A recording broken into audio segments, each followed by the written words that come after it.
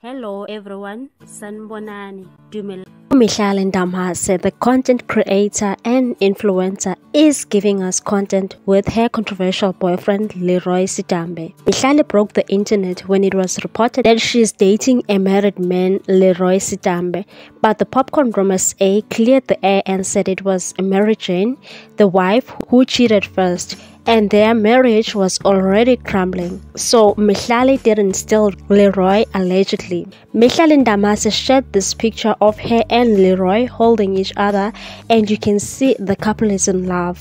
Musa Kawula also took it to his timeline and people reacted. One tweet said, "Matching outfit, yeah, she's a gone girl.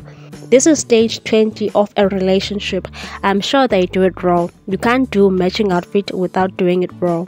One also said, "This one is being used for Ugutwala. There's no way this is normal in any form. She's being used for a big ritual. It will all be revealed soon."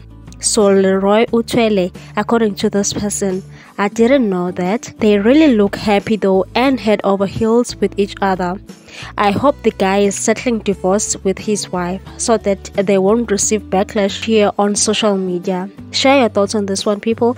Thanks for watching. Please subscribe for more news.